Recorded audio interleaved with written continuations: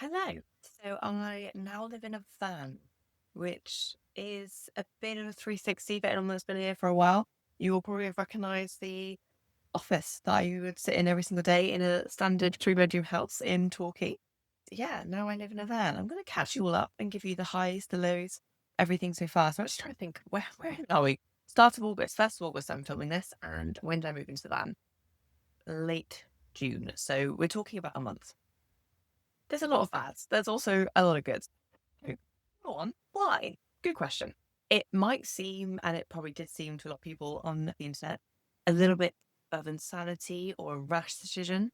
It definitely wasn't that. I've had friends that done my life. I've watched it for ages. It's always been something that's interested me, but I've never been in a place to do it or never had the self belief or self trust to do so. And the beauty of me, so I'm a full time online coach. I've been doing this job for 10 years.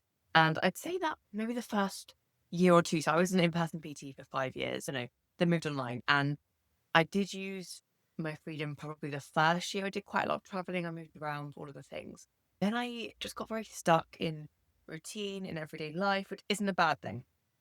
I do think one of the main reasons I wanted to move online, well, as COVID also happening and ruining my in-person business overnight, is because there is so much freedom and there's so much ability to be able to work anywhere and have full control of your time. And I got so rooted in almost a 9 to 5, but actually not even a 9 to 5, a 9 till 9, a 7 a.m. till 9 p.m., 6 days, 7 days a week. This is what I got rooted into. And over the years, I've definitely burnt myself out trying to build a business. Building a business is not for the weak. Now I'm very blessed and I have a successful business, incredible clients, a great team behind me now. In the last 4 years, I have been married. Wonderful man. Not obviously going to come on the internet and start chatting through that, but he has kids, young kids. I knew obviously getting with him, people are going to be like, well, you knew he had kids. That's also another story. I did, to some extent, know that he had kids. And I think in my head, envisaged me still keeping my freedom, flexibility. I think women, and I'm sure a lot of women are like this, particularly as a ex slash working or being a people pleaser, I always try to mold people around me, and I've always something I've always done. I've always kind of lost myself in relationships for a reason, and it's a reason that I love being single. Like, I generally love being single because I find it very hard not to mold, people please, bend with the person that I'm with. So over the last few years, I've have done some exploring. I've done some traveling. He's definitely, I think, led me, but obviously that would go woman, but allowed me to go and explore and stuff. But he's a very much homebody, loves routine, loves being at home, loves a kind of normal routine, which for me is something I can do for a little bit and I get very bored. And I just, I've had this feeling for a while of like, there's so much more that I could be choosing for myself. And I'm not going to go into the whys and the hows and the everything else about my decision, but I did end my marriage mid June. And obviously, that's a whole other video. But what I'm coming to in my long roundabout way is I moved into a van. So I bought the van literally within about a week. So it probably did seem like a chaotic decision. Some ways I needed something to get out of the house. I needed something to focus on. I needed something to give me almost like a purpose, I guess. So in some ways, yes, it was quite a quick turnaround. The van also, I wouldn't normally make such a hasty purchase, but I asked one of my good friends who does van life a lot of the time, and she put it on a story. She's like a van life influencer, and she put me in touch with beautiful Nick, who I'll tag or whatever below. And she passed me over her details of this van that she was selling, and everything just aligned so beautifully. Nick is like the most incredible woman. She's so lovely, so kind, so caring. And it was nice to, even though I didn't know her, it was nice to have known someone that knows her and such friends with her. So that felt a bit better. I was kind of, the other option was going on eBay and sort of trusting a lot of money with a stranger, which felt very daunting. I don't regret buying this van for 1 second. I really love it. I think having been in it for 5-ish weeks now, there's a lot of things that I think, do I think this is my van if I choose to do this forever? Probably not. And I'll run through why. Do I think this is going to be perfect for the next few years, months, whatever? 100%. I've always got emotionally attached to cars, and I feel like I'm already very emotionally attached to this van. So I won't say anything bad, even though there have been many issues. So she's called Dork, and that's actually a name that Nick gave her before I took her on, but I love it. We both think she's a her, and I completely agree. I will try and do some insert some clips of the van and some of the fun bits here as well. But it is perfect. It's me and my 5-month-old Labrador puppy that has been traveling around in the van, and we've had the most incredible time and so many amazing memories. And we've seen some great bits of Devon that I wouldn't have seen before, and some amazing sunrises and sunsets, and it's been great. Onto the bad. So onto the other good bits, actually. I think it's really made me remember how much nature calms me and settles me. And I get very wrapped up in business and tax returns and admin and life stuff. And a lot of the time when you run a business, it does take over all of your brain space, to be honest. I wake up thinking about clients, I go to bed thinking about something to do with work. It's been so nice and grounding and nice to just have nice, beautiful, lovely to have a bit more time in nature. There has been a heat wave, so that actually get into the negatives. Number one, heat wave. I love heat. If I didn't do the van thing with the dog, I didn't want to give up my puppy. I would probably move somewhere like Bali or somewhere very hot. I thrive in heat. I love wearing minimal clothing. I was destined to live in a bikini, but I was born in the UK. So for me, not an issue. Is an issue for a puppy, particularly because when we first moved in, he was literally 4 months old, so very bad at self-regulating. We have got a fan up here, but issue number two has been the electrics, which often meant that I couldn't rely on the fan, which often meant it would get too hot. I've got actually 3 different thermometers because I was so paranoid about how hot it would get in here for the dog, and his safety is everything. I've really struggled to the first few weeks. I've really struggled to get workouts in, gym workouts. Everything was being kept 20 minutes, and I was checking on him constantly and had a camera and temperature thermometers just to make sure that he was safe. The priority, and that has been really hard. I've been some days where if I couldn't find somewhere to park in the shade, I have ended up in the sun, and the fan got to 30. I think I thought it was 37 degrees in here one day, which obviously is not safe for a dog. So I did have to go back to my old house multiple times because of safety. And also just logistics with my other dog, who's a full-grown German Shepherd, beautiful, and it's broken my thumb up having to leave him. So that's issue number two, which is the big one, is the electrics. So there's just been multiple issues with the electrics. They've died multiple times. I think me, myself, and I, not too fast. If I haven't got a fridge and I haven't got a light, fine. I've got loads of these hanging up, temporary lights. I could live without that. I could live without a water pump and just pour water for a bit. Not the end of the world. Obviously frustrating. The whole point of the van is to be off grid. The big issues have been the fan obviously dying, which again makes it impossible for the dog, but also at some points was too much for me. No fridge also means that I'm very not off grid and having to kind of constantly go and do little food shops or constantly grab stuff. It's hard to obviously keep fruit and vegetables. You're having to buy multiple meals a day, and that's definitely wasn't ideal. Electricity. So I've got some ports down here and some little plugs just here, which work beautifully when the electrics are working well. But multiple times, like I think there was one Monday, which is my busiest day of the week, when I was doing check-ins where the internet, my Starlink, which basically is the internet, which I should be able to get anywhere in the world, and I kept dying because the electrics died. So that's, I think, I wasn't running a business, I didn't have a puppy, then the van electrics wouldn't have been as much of an issue as they have been.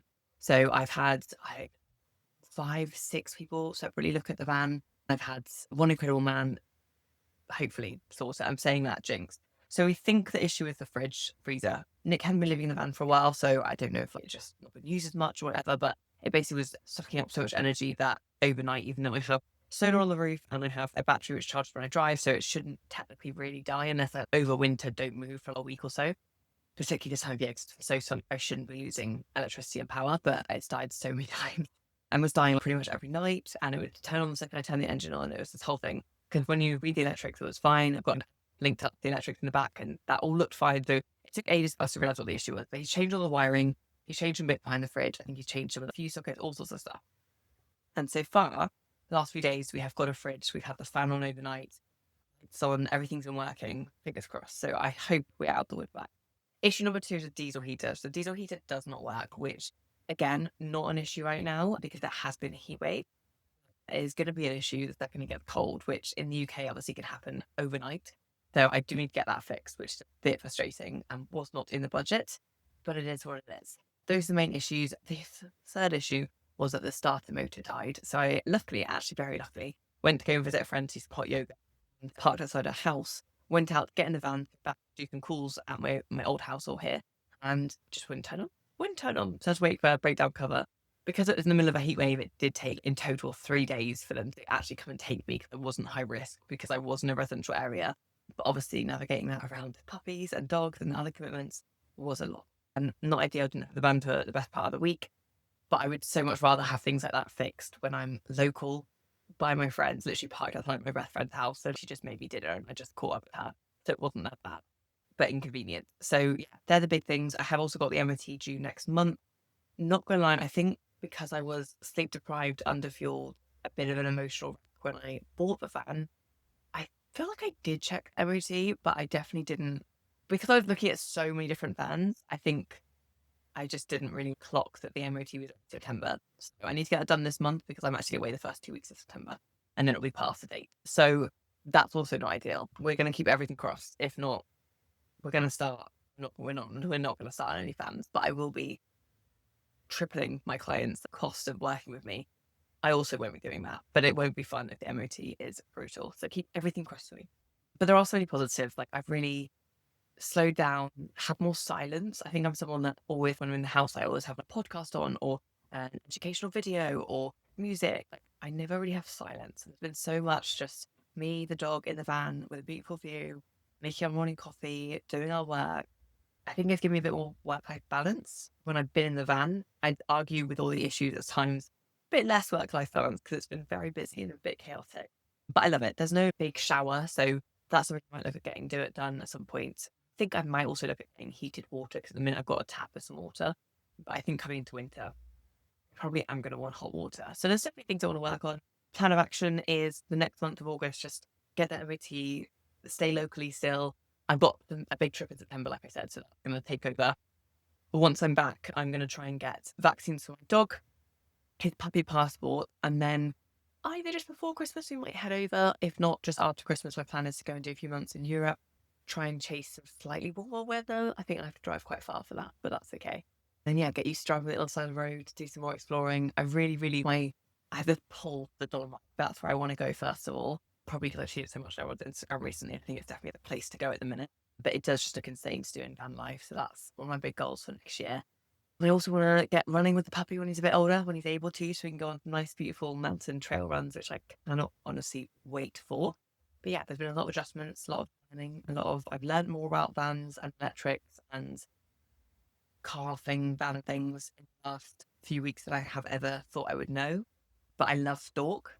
I don't feel like Stork has been the kindest to me to start with, but I also know it's not Stork's fault.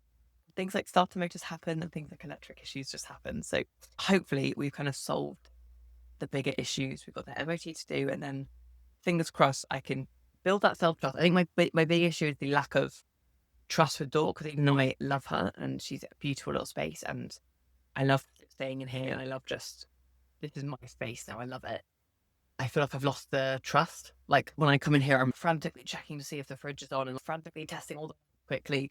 And when I turn the engine on, I'm a bit like, please don't die again. So I think that trust is the issue, because even though a lot of them haven't been, I mean, they've been slightly big issues, but they've all been just very close together as well, which, yeah, that happens. I was expecting breakdowns. I was not expecting this to be easy. I was not expecting this to be a simple journey, but I wasn't expecting quite so many issues. I guess in some ways, again, blessed, I still have my old house to go back to that I'm paying for still. So it's not like I've been out of options. So again, it's definitely a better time for this stuff to go wrong. But my main thing is not dropping the service for the business. That's been hard, with obviously plans changing, van breaking down, having to move the puppy somewhere safe. My days have been a lot busier with that kind of stuff. Having said that, so far I have had some incredible memories already and really love Dork. So fingers crossed.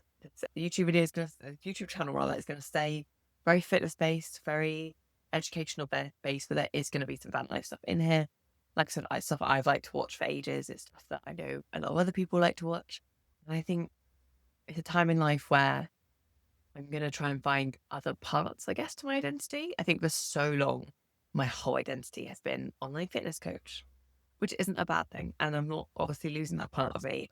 Fitness well-being is such a big part of what I do. I love what I do. But I think there are other bits that I need to explore. And I've been self-employed for 10 years. And I think, it's hard being self-employed, and I actually need to utilize the few benefits there are, because it's a lot of negatives. The few benefits, which is freedom and time freedom and location freedom. So I'm excited to do that. Come along for the journey, and I hope you enjoyed chatty video in the van.